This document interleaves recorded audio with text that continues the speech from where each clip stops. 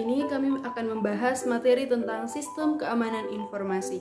Video ini kami buat guna memenuhi tugas dari mata kuliah Sistem Informasi Akuntansi dengan dosen pengampu Encik Sinchanelli Rondono SEMMAK. Kami dari kelompok 16, ada saya sendiri Mariska Angelika M, lalu ada rekan saya Mega Malonda dan Palmawati Sari. Kita masuk dalam pengertian sistem keamanan informasi. Sistem keamanan informasi merupakan suatu subsistem dalam suatu organisasi yang bertugas mengendalikan risiko terkait dengan sistem informasi berbasis komputer. Sistem keamanan informasi memiliki elemen utama dalam sistem informasi, seperti perangkat keras, database, prosedur, dan pelaporan. Berikut teman-teman bisa lihat tujuan dan tahap dari siklus hidup sistem keamanan informasi. Yang pertama ada fase siklus analisis sistem yang bertujuan untuk kerentanan sistem dalam art ancaman yang relevan dan eksposur kerugian yang terkait dengan ancaman tersebut. Yang kedua ada desain sistem, desain ukuran keamanan dan rencana kontingensi untuk mengendalikan eksposur kerugian yang teridentifikasi. Yang ketiga ada implementasi sistem yang bertujuan untuk menerapkan ukuran keamanan seperti yang telah didesain. Selanjutnya ada operasi, evaluasi, dan pengendalian sistem yang bertujuan untuk mengoperasikan sistem dan menaksir efektivitas dan efisiensi membuat perubahan sebagaimana diperlukan. Slide selanjutnya ada analisis kerentanan dan ancaman. Menganalisis kerentanan dan ancaman ada dua pendekatan dasar. Yang pertama ada pendekatan kualitatif. Pendekatan kuantitatif untuk menafsirkan risiko menghitung setiap eksposur kerugian sebagai hasil kali biaya kerugian setiap item eksposur dengan kemungkinan terjadi eksposur tersebut. Yang kedua ada pendekatan kualitatif.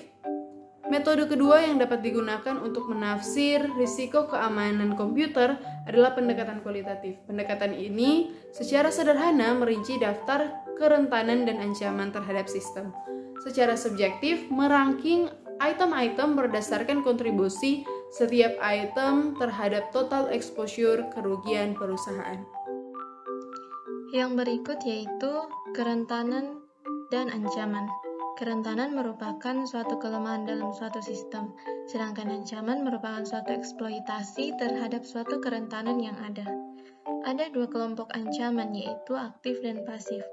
Aktif mencakup kecurangan sistem informasi dan sabotase, sedangkan pasif menyangkut kegagalan sistem.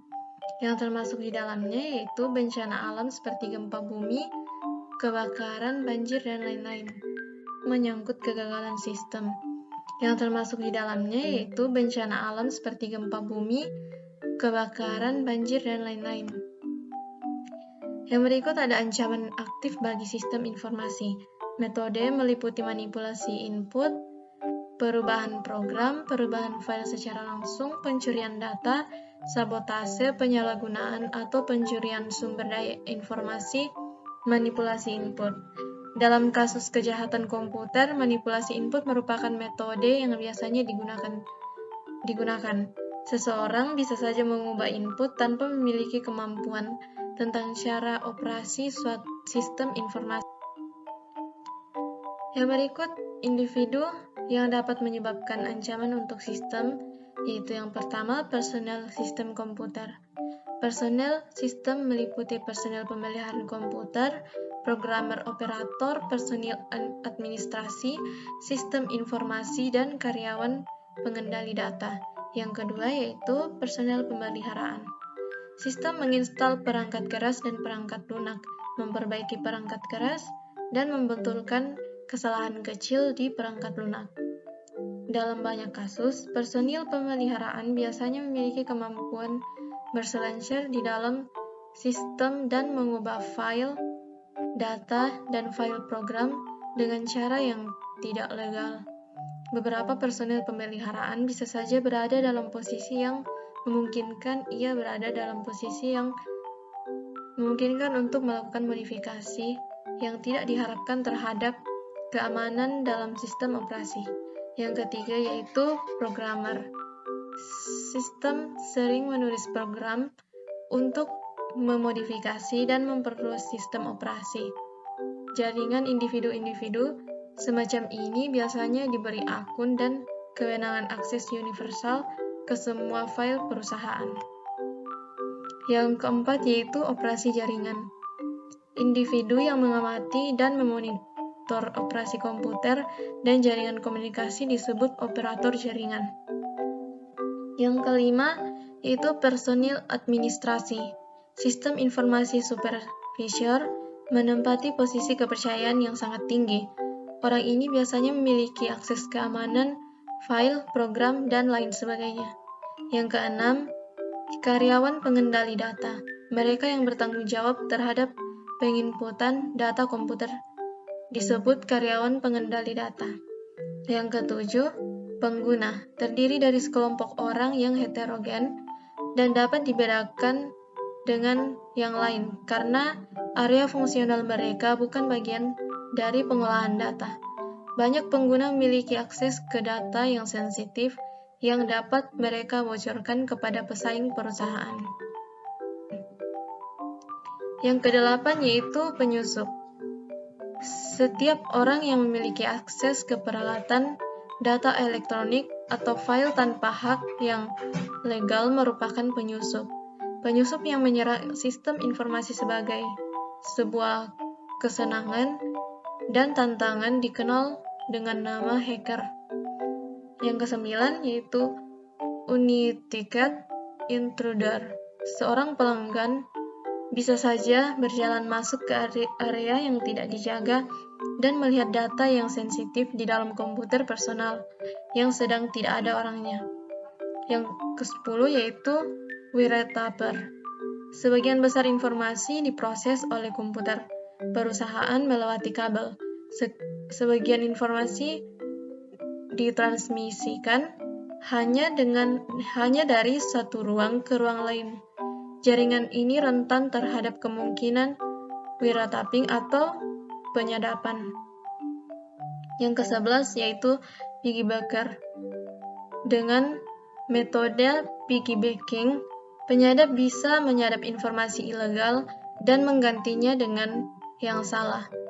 Yang terakhir yaitu impersonating intruder. Individu-individu tertentu yang melakukan kecurangan terhadap perusahaan. Salah satu tipe penyusup menggunakan user ID dan password yang diperoleh dengan cara ilegal untuk mengakses sumber daya elektronik dari perusahaan. Sistem keamanan sistem informasi. Mengendalikan ancaman dapat dicapai dengan menerapkan ukuran-ukuran keamanan yang berfokus pada pencegahan dan pendeteksi ancaman serta perencanaan kontingensi yang berfokus pada perbaikan terhadap akibat dampak suatu ancaman. Perlu diingat bahwa sistem keamanan komputer merupakan bagian dari struktur pengendalian internal perusahaan secara keseluruhan. Itu berarti elemen dasar pengendalian internal merupakan aspek penting dalam sistem keamanan komputer. Keamanan sistem informasi merupakan sebuah aplikasi prinsip-prinsip pengendalian internal yang secara khusus digunakan untuk mengatasi masalah-masalah dalam sistem informasi. Lingkungan pengendalian. Lingkungan pengendalian merupakan dasar keefektifan seluruh sistem pengendalian. Pembangunan lingkungan pengendalian yang bagus tergantung pada beberapa faktor. Yang pertama yaitu filosofi manajemen dan gaya operasi. Aktivitas yang pertama dan terpenting dalam keamanan sistem adalah yaitu menciptakan moral yang tinggi dan suatu lingkungan yang kondusif untuk mendukung terwujudnya keamanan. Oleh karena itu, garis pertahanan yang utama adalah suasana kesadaran akan pentingnya keamanan. Semua karyawan harus menerima pendidikan mengenai keamanan dengan tujuan agar setiap karyawan memiliki kepedulian terhadap keamanan. Yang kedua, struktur organisasi. Dalam banyak organisasi akuntansi komputasi dan pemrosesan data dipanas di bawah Chief Information Officer atau CEO. Divisi ini semacam tidak hanya menjalankan fungsi pencatatan akuntansi tradisional, tetapi juga berbagai fungsi komputasi. Hal ini menimbulkan banyak masalah dalam upaya membuat dan menjaga pola otoritas dan wewenang yang jelas. Satu hal yang penting adalah program harus dibuat dengan satu garis wewenang yang jelas untuk menentukan siapa yang bertanggung jawab mengambil keputusan, serta dengan perangkat lunak pun prosedur yang akan digunakan. Yang ketiga, Dewan Direksi dan Komitenya. Dewan Diksi harus menunjukkan komite audit. Komite audit harus menunjuk atau menyetujui pemilihan auditor internal. Idealnya, auditor internal seharusnya memiliki pengalaman yang baik terkait dengan keamanan komputer dan bertindak sebagai Chief Information Security Officer. Dalam situasi apapun, individu tersebut harus melaksanakan secara periodik kepada komite audit mengenai semua fase sistem keamanan komputer.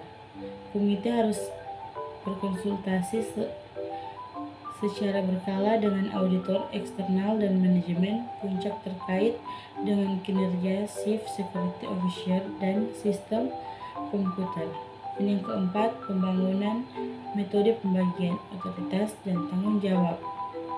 Tanggung jawab semua posisi harus dokumentasikan dengan hati-hati menggunakan struktur organisasi, manual kebijakan, deskripsi kerja. Yang kelima ada aktivitas pengendalian manajemen. Penting untuk membangun pengendalian terkait dengan penggunaan dan pertanggungjawaban semua sumber daya sistem komputer dan informasi. Harus ada anggaran yang dibuat terkait dengan akuisisi peralatan dan perangkat lunak, terkait dengan biaya operasi dan terkait dengan penggunaan.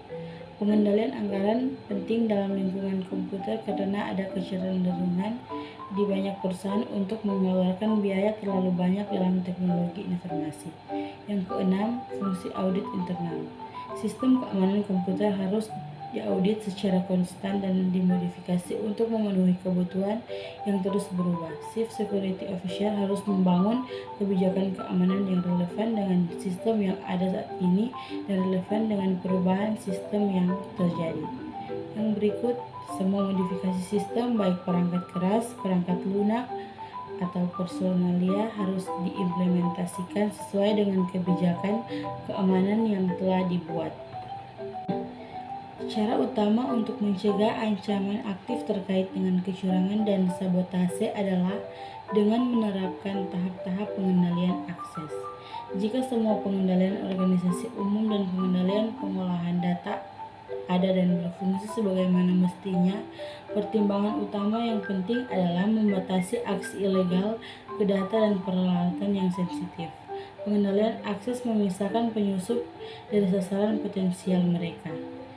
Filosofi di balik pendekatan berlapis untuk pengendalian akses melibatkan pembangunan banyak tahap pengendalian yang memisahkan calon penyusup dari sasaran potensial mereka. Adapun 3 tahap yang dapat digunakan. Yang pertama, pengendalian akses lokasi.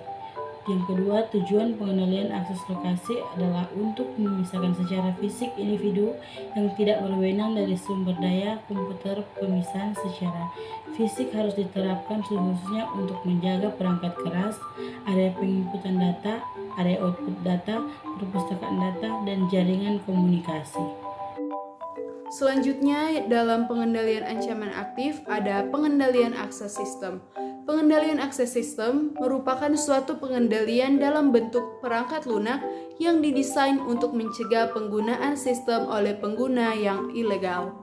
Tujuan pengendalian akses sistem adalah untuk mengecek keabsahan pengguna dengan menggunakan sarana seperti ID pengguna, password, alamat internet protokol atau IP, dan perangkat keras. Selanjutnya yang ketiga ada pengendalian akses file.